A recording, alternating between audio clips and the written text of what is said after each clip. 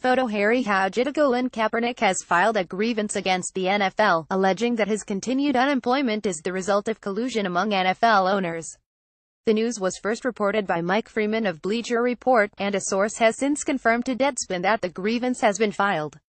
Kaepernick has been unemployed since opting out of his contract with the 49ers in March. A major subplot of this NFL season has been the parade of underqualified stiffs getting under center for various NFL teams, while anonymous team executives and their media mouthpieces make ever more desperate-seeming cases for why Kaepernick, a perfectly fine NFL quarterback as recently as last season, is both less qualified than the useless Brock Osweiler and less committed to the sport than a retired Jay Cutler. Here's Section 1 of the most recent collective bargaining agreement, outlining prohibited conduct that falls under the league's definition of collusion. Section 1.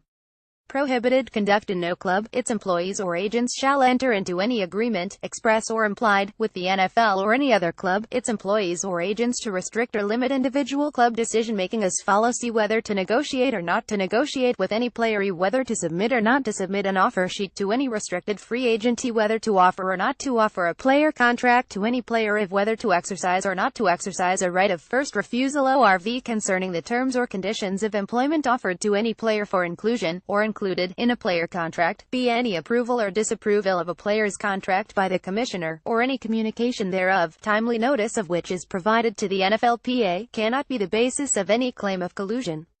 The NFLPA or the affected player shall have the right to appeal the commissioner's disapproval of such player contract to the system arbitrator, pursuant to Article 15 and Article 14, and here's Section 6, which discusses the burden of proof for establishing collusion. Section 6.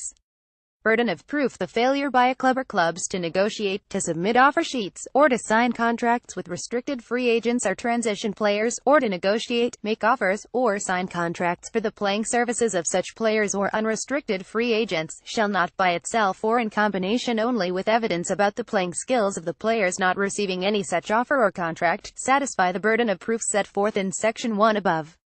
However, any of the types of evidence described in the preceding sentence may support a finding of a violation of Section 1 of this article, but only in combination with other evidence which by itself or in combination with such evidence indicates that the challenged conduct was in violation of Section 1 of this article.